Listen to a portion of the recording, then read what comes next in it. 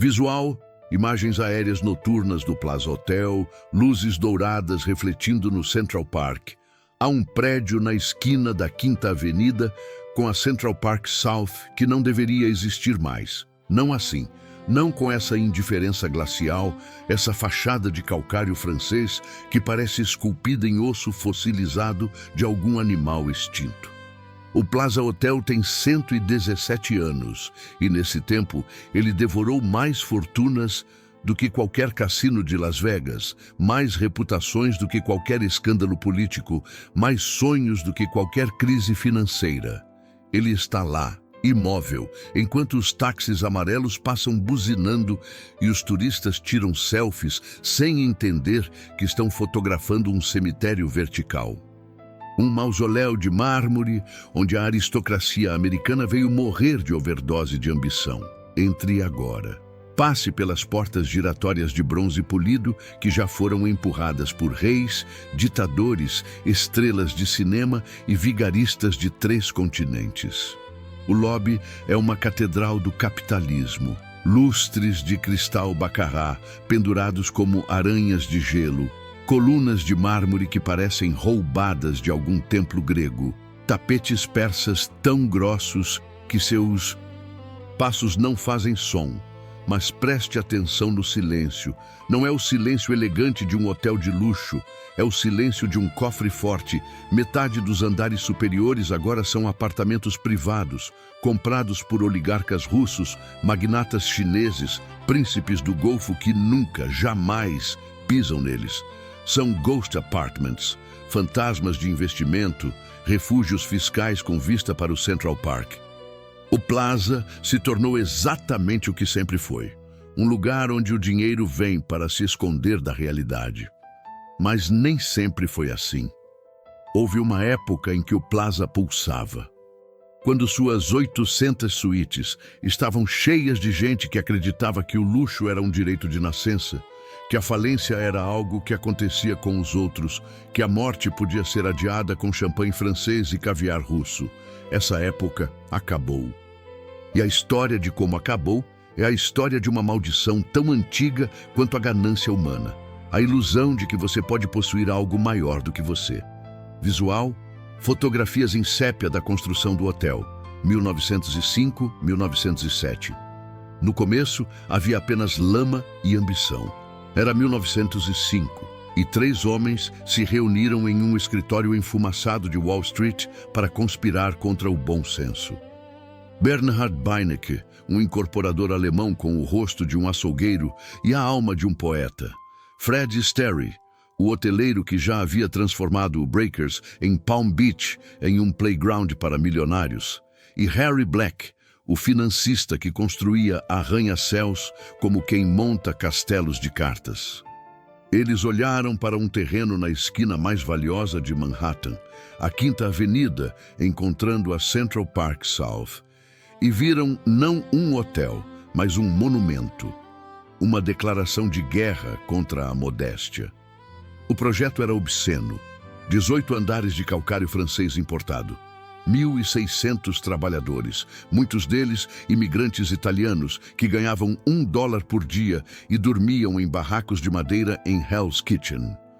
Eles esculpiram cada coluna, cada cornija, cada detalhe da fachada Beaux-Arts, como se estivessem construindo uma catedral para um Deus que ainda não tinha nome. O nome desse Deus era dinheiro, e o Plaza seria seu altar. A inauguração aconteceu em 1º de outubro de 1907 e foi um escândalo de opulência que fez os jornais da época tremerem de indignação moralista. O banquete de abertura serviu ostra Rockefeller, lagosta Thermidor, fazão assado com trufas negras e champanhe Moet Chandon, que fluía como água de fonte. Os convidados chegaram em carruagens puxadas por cavalos árabes, mas o verdadeiro espetáculo estava do lado de fora. A primeira frota de táxis motorizados de Nova York, enfileirados como soldados de lata, prontos para servir a nova aristocracia urbana. O Plaza não era apenas um hotel. Era uma profecia. A profecia de que o século XX seria o século americano e que o luxo não seria mais privilégio de reis europeus decadentes, mas de qualquer homem com dinheiro suficiente para comprar sua entrada no Olimpo. Mas havia um problema. Os deuses não gostam de competição visual. Retratos de Alfred Gwynne Vanderbilt em trajes formais. Alfred Gwynne Vanderbilt era o tipo de homem que o Plaza foi construído para impressionar, e falhou. Herdeiro de uma das maiores fortunas da América, neto do Comodoro Vanderbilt, que construiu um império ferroviário com as mãos sujas de carvão e a consciência limpa de remorsos, Alfred era a personificação da Gilded Age. Ele não precisava trabalhar, ele não precisava de nada. Sua única função na vida era gastar dinheiro de maneiras cada vez mais criativas, e ele fazia isso com a seriedade de um cientista conduzindo experimentos. Ele tinha uma coleção de 200 cavalos de corrida. Ele importava charutos cubanos em caixas de mogno. Ele alugava suítes inteiras no Plaza apenas para guardar suas malas de viagem. Em 1915, Alfred decidiu fazer uma viagem à Inglaterra. Negócios, ele disse, embora ninguém soubesse exatamente que tipo de negócios um homem que nunca trabalhou poderia ter. Ele embarcou no RMS Lusitânia, o transatlântico mais luxuoso do mundo, um palácio flutuante que prometia atravessar o Atlântico em 5 dias de conforto incomparável. O Plaza em movimento. No dia 7 de maio, a 18 quilômetros da costa irlandesa, um submarino alemão disparou um torpedo que rasgou o casco do navio como papel molhado. O Lusitânia afundou em 18 minutos. 1.200 pessoas morreram. Alfred Vanderbilt estava entre elas. Testemunhas disseram que ele passou os últimos minutos de vida ajudando mulheres e crianças a entrarem nos botes salva-vidas, amarrando coletes salva-vidas em bebês que choravam, mantendo a compostura aristocrática até o momento em que o oceano o engoliu. Seu corpo nunca foi encontrado, mas a mensagem estava clara. O dinheiro não compra imortalidade.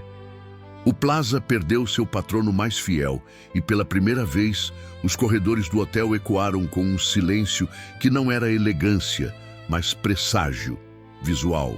Imagens de arquivo da Nova York dos anos 1920, jazz clubs, flappers. Então veio a década que fez a América esquecer que a morte existia. Os anos 20 rugiam como um motor de Ford modelo T, acelerando ladeira abaixo sem freios.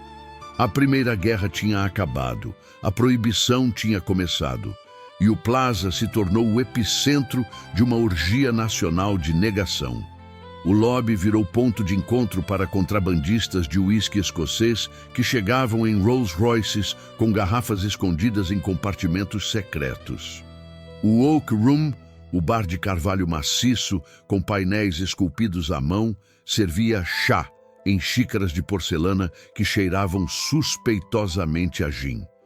As suítes do 15º andar eram alugadas por semanas inteiras por produtores de teatro que davam festas que começavam na sexta-feira e terminavam na segunda-feira, com dançarinas de cabaré dormindo em banheiras de mármore e músicos de jazz tocando até os dedos sangrarem. Scott Fitzgerald e Zelda eram os reis não coroados dessa corte de loucos. Eles não moravam no Plaza, mas viviam nele. Fitzgerald escrevia no lobby, bebendo café irlandês e rabiscando em guardanapos de linho as frases que se tornariam o Grande Gatsby. Zelda dançava descalça nos corredores, usando vestidos de seda que custavam mais do que um operário ganhava em um ano. Certa noite de verão, depois de uma discussão sobre qual deles amava mais o outro, eles saíram pela porta principal e pularam totalmente vestidos na fonte Pulitzer, na frente do hotel, rindo, como crianças enquanto os porteiros corriam atrás deles com toalhas. A imprensa adorou.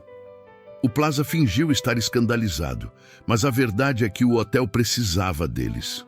Precisava dessa ilusão de que a vida era uma festa eterna, que o dinheiro era infinito, que amanhã nunca chegaria. Mas amanhã sempre chega. E quando chegou, chegou com a força de um trem desgovernado. Visual: fotografias da Quinta Avenida em 29 de outubro de 1929. Multidões em pânico. Terça-feira, 29 de outubro de 1929. A data que a América aprendeu que a gravidade também se aplica ao dinheiro. A Bolsa de Valores de Nova York entrou em colapso. Não foi uma queda, foi uma implosão. 16 milhões de ações vendidas em um único dia. Fortunas de gerações evaporadas entre a abertura e o fechamento do pregão. Homens que acordaram milionários foram dormir mendigos. E muitos não foram dormir coisa nenhuma. O Plaza ficava a apenas 15 quarteirões de Wall Street. Perto o suficiente para ouvir os gritos. Longe o suficiente para fingir que não tinha nada a ver com aquilo. Mas tinha. Muitos dos hóspedes permanentes do hotel eram corretores, investidores, especuladores que haviam apostado tudo na ilusão de que o mercado só subia. Quando a ilusão se despedaçou, eles não tiveram para onde ir. Alguns tentaram negociar com o gerente, pedindo mais uma semana, mais um mês, jurando que o dinheiro estava a caminho. Outros simplesmente desapareceram no meio da noite, deixando malas Louis Vuitton cheias de roupas caras e contas de hotel que nunca seriam pagas. E alguns escolheram a saída mais rápida. As janelas do Plaza ofereciam vistas espetaculares. O Central Park se estendendo como um tapete verde, a linha do horizonte de Manhattan recortada contra o céu. Mas em 1929, essas janelas se tornaram portais para o esquecimento. Nos primeiros 6 meses após o crash, 3 hóspedes se atiraram de suas suítes. 3 corpos espatifados na calçada da Quinta Avenida, manchas de sangue que os funcionários lavavam antes do amanhecer para que os turistas não vissem. A gerência do hotel tomou uma decisão prática. Instalaram grades de ferro nas janelas dos andares superiores. Não por segurança, por estética. A morte era permitida no Plaza desde que fosse discreta. O champanhe parou de fluir. O Oak Room ficou vazio. As suítes que antes eram reservadas com meses de antecedência, agora ficavam vazias por semanas. O Plaza sobreviveu à Grande Depressão, mas sobreviveu como um fantasma sobrevive, presente, mas não vivo. E então, lentamente, dolorosamente, a América começou a se reconstruir. A Segunda Guerra Mundial chegou e passou. Os soldados voltaram para casa, a economia ressuscitou.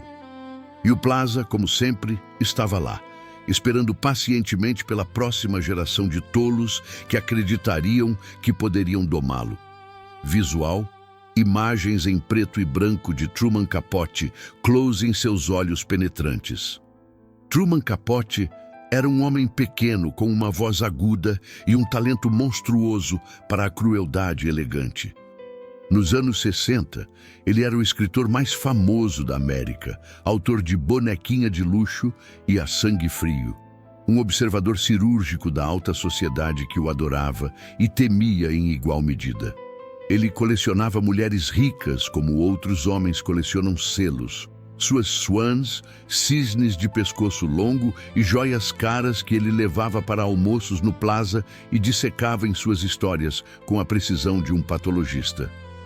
Babe Paley, esposa do magnata da CBS. Slim Keith, a socialite que descobriu Lauren Bacall. Cissy Guest, a aristocrata que fazia jardinagem usando luvas Hermès. Elas confiavam nele, contavam-lhe segredos, e ele anotava tudo. Em 1966, Capote decidiu dar uma festa. Não uma festa qualquer. A festa. O evento que definiria uma era, que separaria os escolhidos dos rejeitados, que provaria de uma vez por todas quem realmente importava na América. Ele alugou o Grand Ballroom do Plaza, um salão de baile com teto de ouro folheado, lustres de cristal do tamanho de carros e capacidade para 500 pessoas. O tema era Black and White Ball, Um baile de máscaras em preto e branco, em homenagem a Katharine Graham, a editora do Washington Post. Mas todos sabiam que a festa era sobre Capote, sobre seu poder, sobre sua capacidade de decidir quem era alguém e quem era ninguém. A lista de convidados vazou para a imprensa e causou histeria nacional. Frank Sinatra e Mia Farrow, Andy Warhol, Lauren Bacall, Norman Mailer, a princesa Luciana Pignatelli, os Agnelli de Turim. Lyndon B. Johnson recusou o convite. O presidente dos Estados Unidos não podia ir, mas sua filha Linda foi. A competição por um convite se tornou tão feroz que pessoas ofereciam subornos, ameaçavam processos e imploravam de joelhos. Capote adorava cada segundo. Ele era Deus e o Plaza era seu céu, e apenas os eleitos poderiam entrar. A noite de 28 de novembro de 1966 foi a apoteose do elitismo americano. Os convidados chegaram usando máscaras venezianas encomendadas de artesãos italianos, vestidos de alta costura de Givenchy e Balenciaga, smokings de Savile Row. O champanhe era Dom Perignon 1959. O jantar começava com sopa de tartaruga, seguida de frango ao curry, servido em travessas de prata, e terminava com sorvete de baunilha, coberto com raspas de chocolate amargo. Uma orquestra tocava valsas, enquanto os convidados dançavam sob os lustres que pareciam estrelas aprisionadas em gaiolas de cristal. Capote circulava pelo salão como um maestro regendo uma sinfonia de vaidade, parando para sussurrar fofocas venenosas no ouvido de uma swan, para abraçar um ator, para ignorar deliberadamente alguém que ele havia decidido que não merecia sua atenção. Mas por trás das máscaras, todos estavam miseráveis. Baby Paley sorria para as câmeras, enquanto seu marido atraía com a secretária. Slim Keith bebia vodka direto da garrafa no banheiro feminino, tentando esquecer que estava no terceiro casamento falido. C.Z. Guest tomava pílulas para dormir, misturadas com anfetaminas para ficar acordada. Capote observava tudo com aqueles olhos de lagarto, anotando mentalmente cada fraqueza, cada segredo, cada rachadura na fachada de perfeição.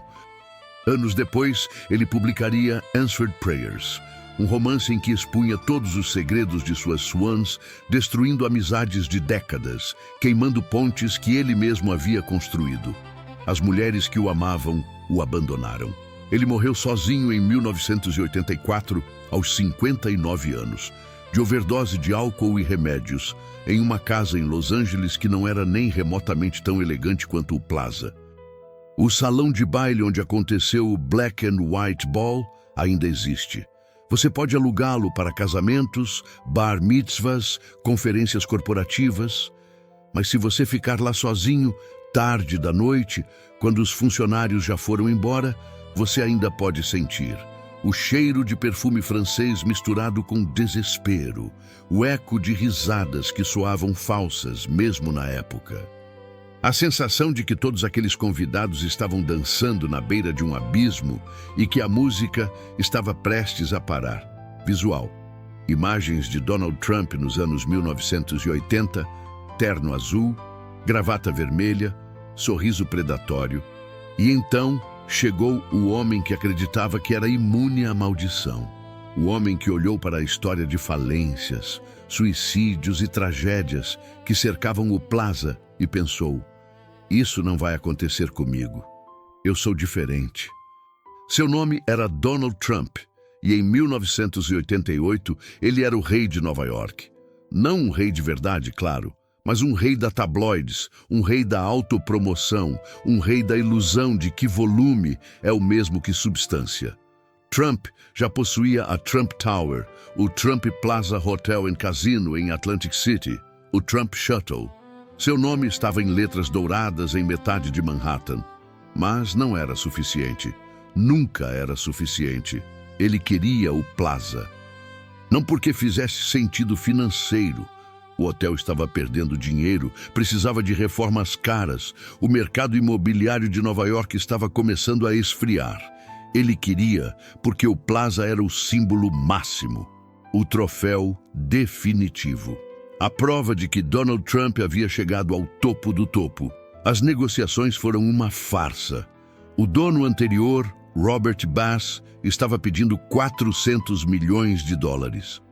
Um preço absurdo para um hotel que mal dava lucro. Qualquer investidor racional teria negociado, teria pedido descontos, teria feito due diligence. Trump fez o oposto. Ele ofereceu 407 milhões, sem pestanejar, sem questionar.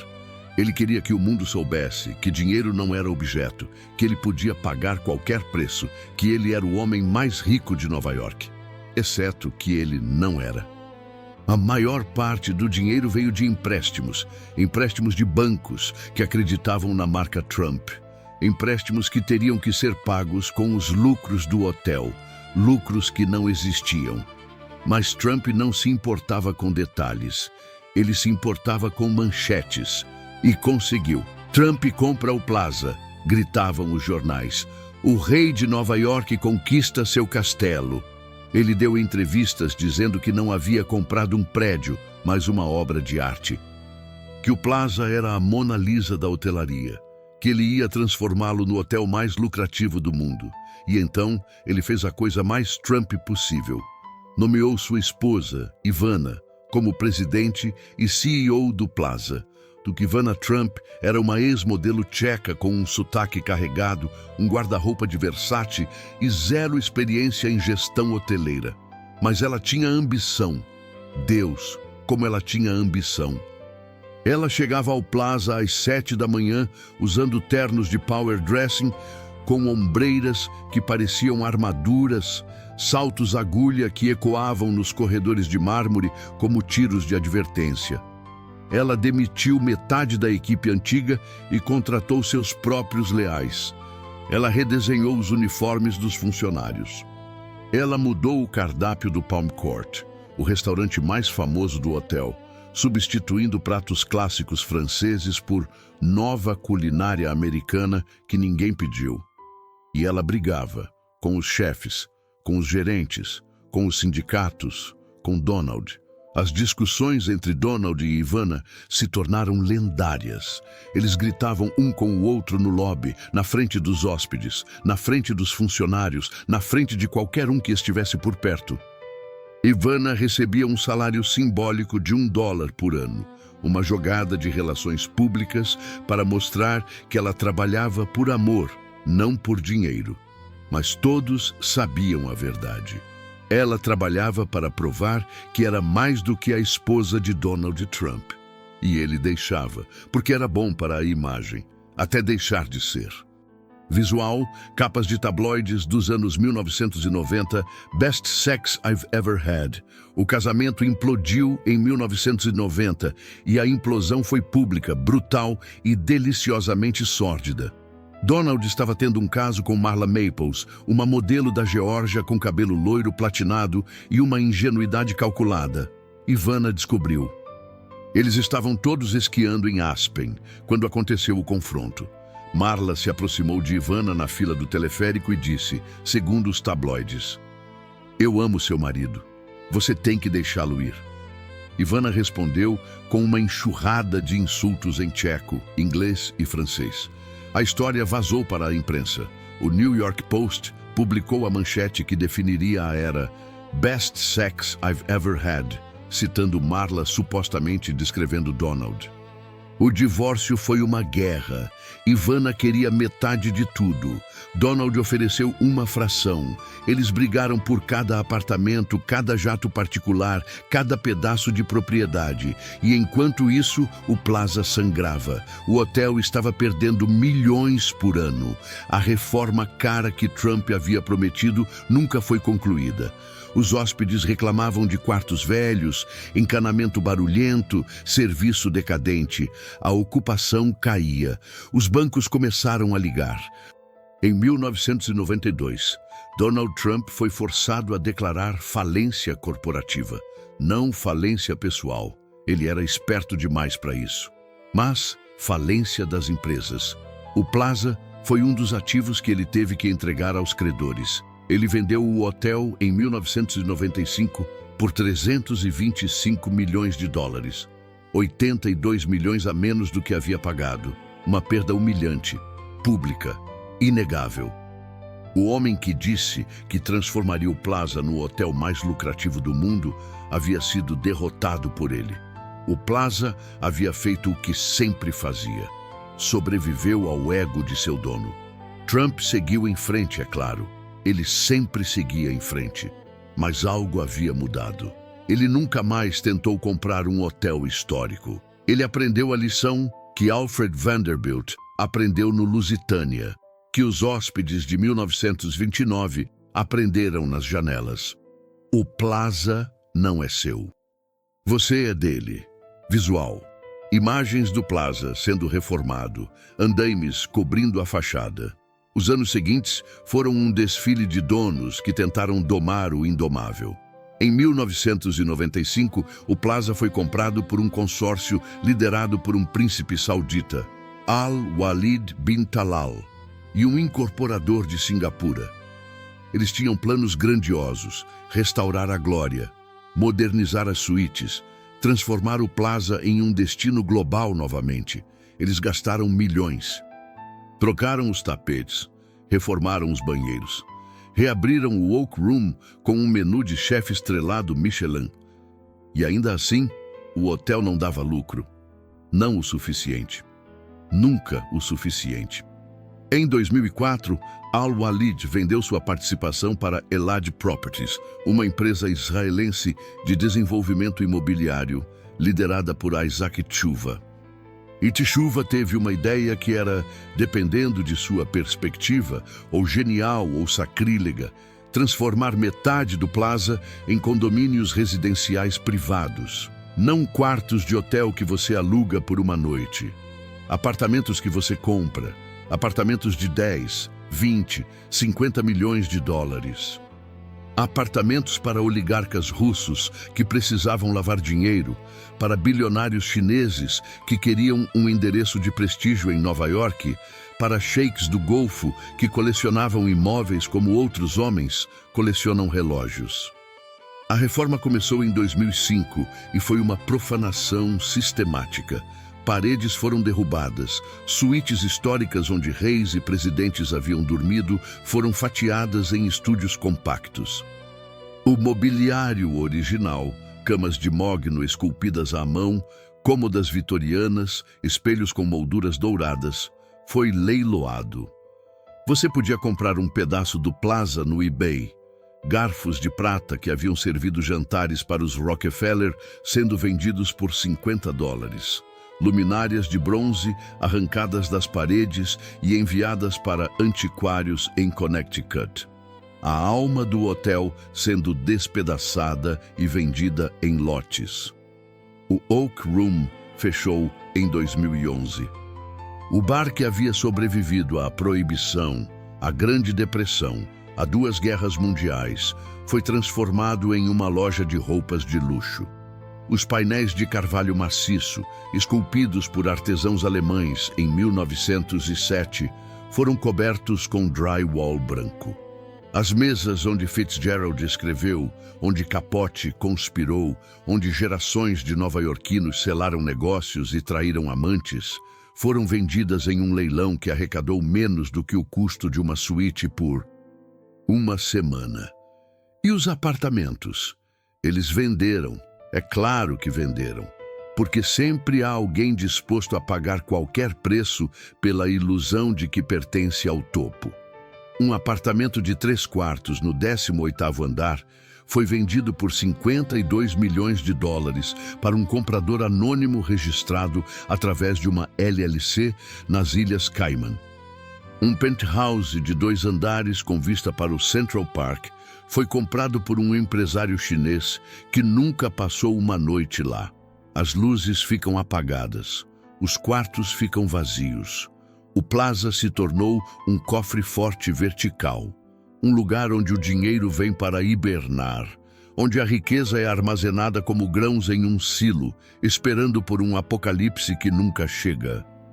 E visual, fotografias forenses de cenas de crime, fita amarela da polícia.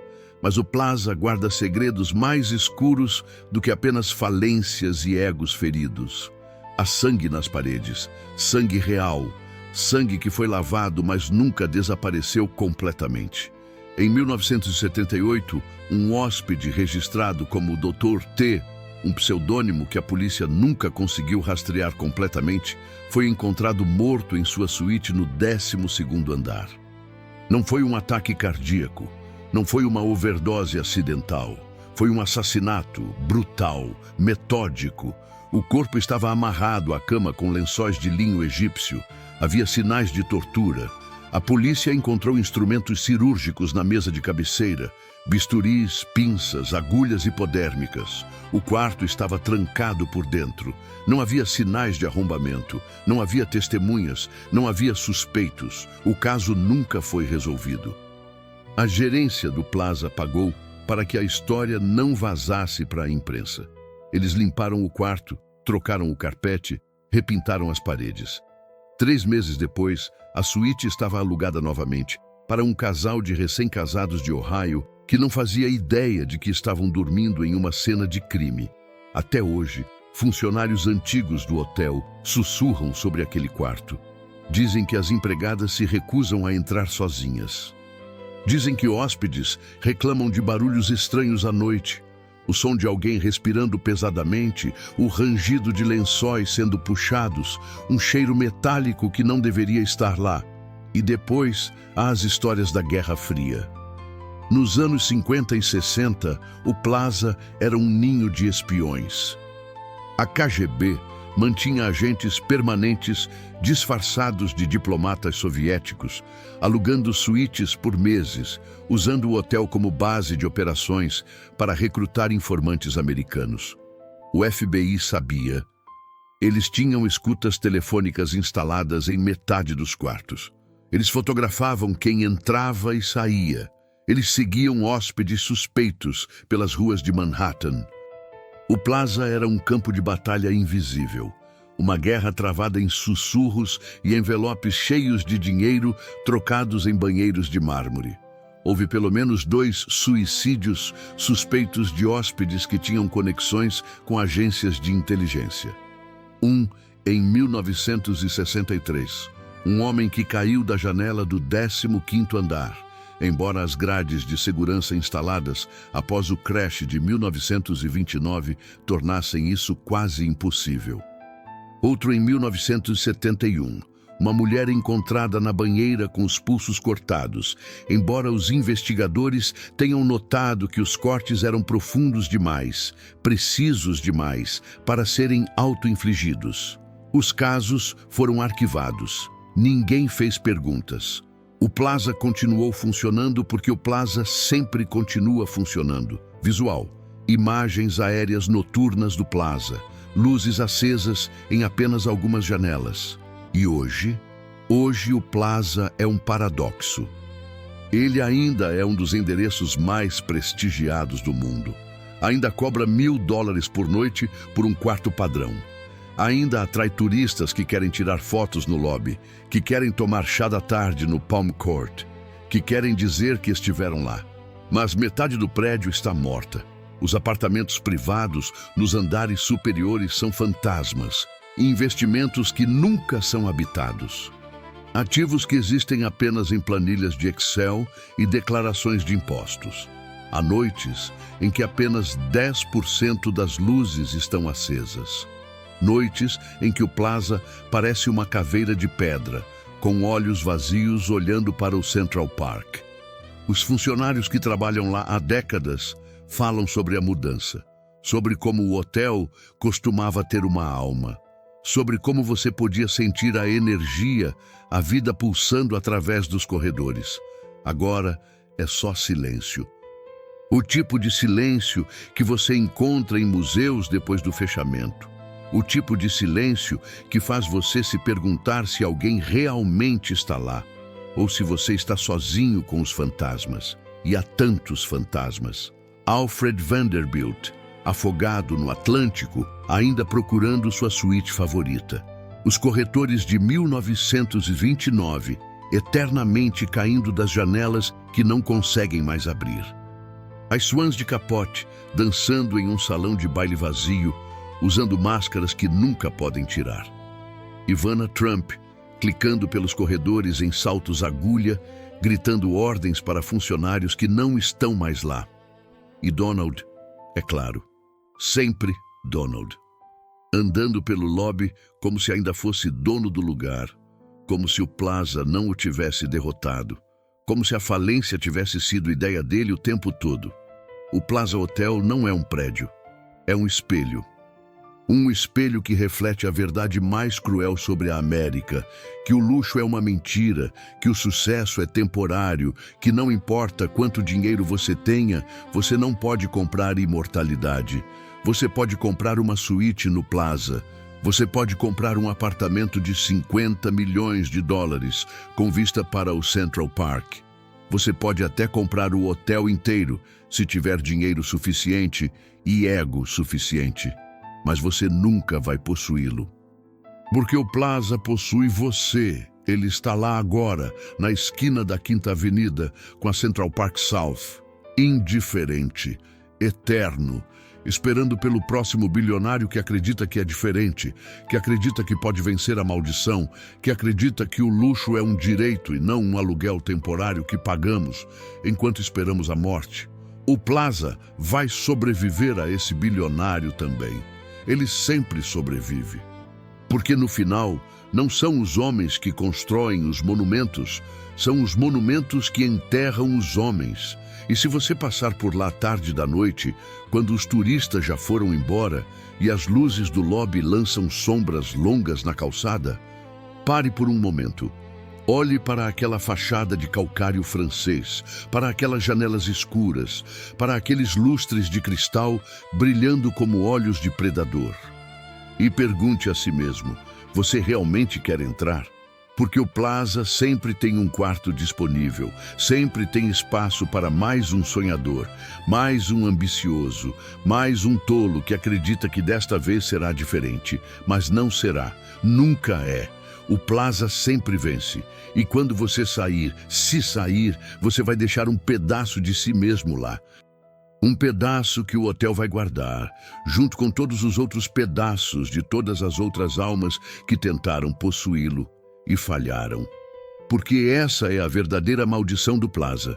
Não é que ele destrói seus donos, é que ele os coleciona, como troféus, como lembretes, como avisos para a próxima geração que não vai escutar, porque a ganância é surda e a ambição é cega. O Plaza Hotel, 117 anos de luxo, 117 anos de morte. E, contando,